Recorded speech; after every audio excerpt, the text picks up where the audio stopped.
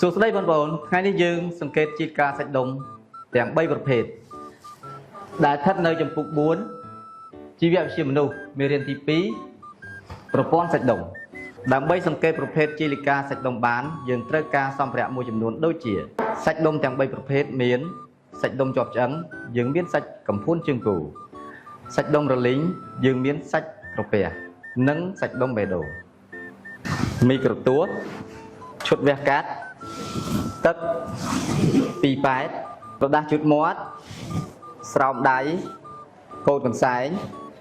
កំបិតនិងជ្រុញតើជាលិកាសាច់ដុំទាំង3ប្រភេទនេះខុសគ្នាដូចម្តេចតោះចាប់ផ្ដើមដំបូងយើងសង្កេតលក្ខណៈខាងក្រៅរបស់ជាលិកាសាច់ដុំទាំង3ប្រភេទនេះជាសាច់កំភួនជើងគោ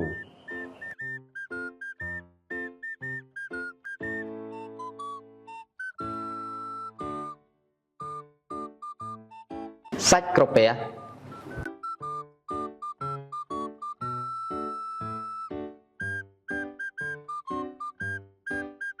និងសាច់ដុំបេះដូង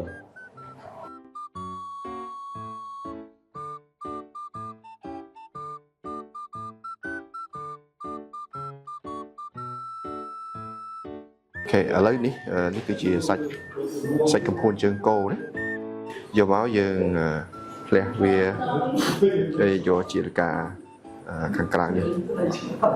ដើម្បីយើងកាត់តម្រង់ខាងក្រៅរបស់វា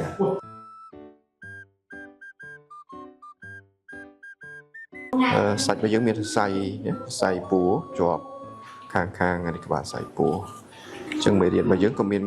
មេរៀនមួយទៀតនិយាយពីសរសៃពួរនៅដែរប៉ុន្តែថ្ងៃនេះយើងមើលតែជាលិកាទេអញ្ចឹងយើងខាងខ្នងនេះផ្នែកនេះគឺផ្នែកជាប់ឆ្អឹងណាបាទផ្នែកជាប់ឆ្អឹងឥឡូវយើងមើលផ្នែកខាងខ្នងក៏វាមានជាលិកាពាសបាទពាសនៅលើសាច់ដែរអញ្ចឹងយើងសម្អាតវាដូចគ្នាយើងយកជាលិកាពាសនឹងចេញបាទដើម្បីសង្កេត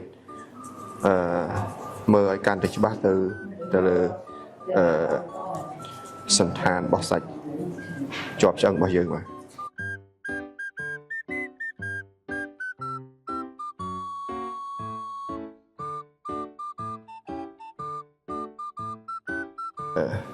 ជាបាទយើងប្រើកំបិតមុខស្តើងដើម្បី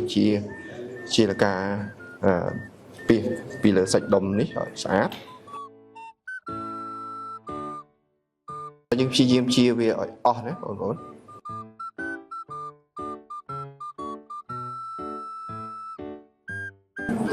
ប្រសានេះវាស្ដើងពេកចឹងប្រើកំបិតទូច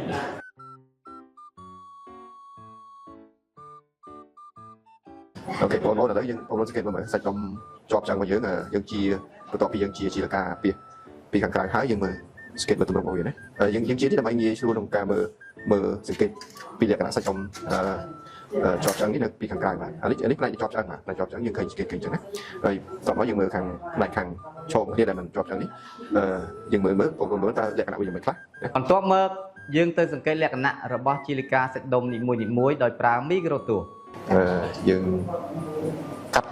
សាច់យើងដើម្បីសង្កេតពីជាលិកាសាច់ដុំ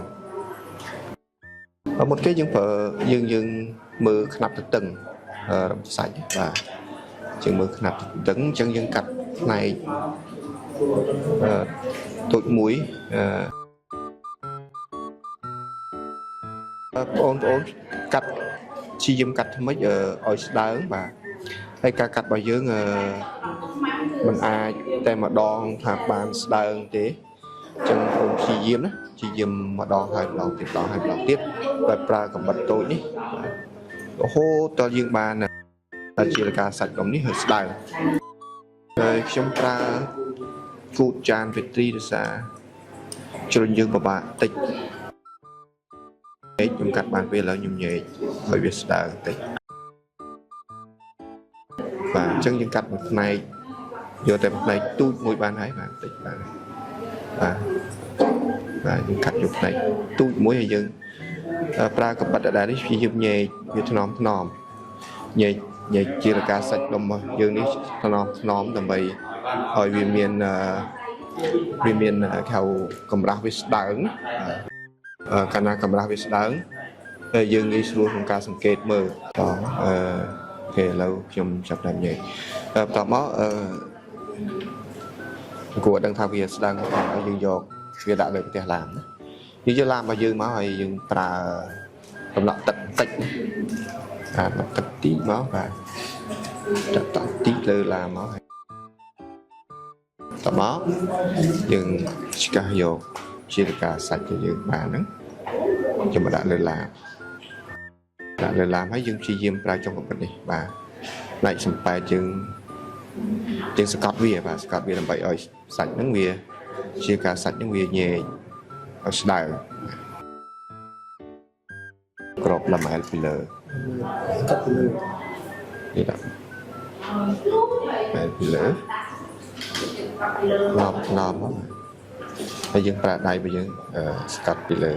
ឡាម៉ែលថ្នម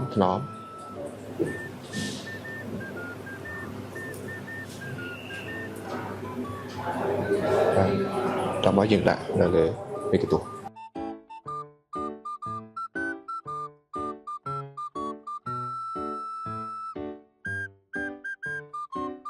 ឥឡូវនេះការសង្កេតជីလိកាសាច់ដុំបានបញ្ចប់ហើយ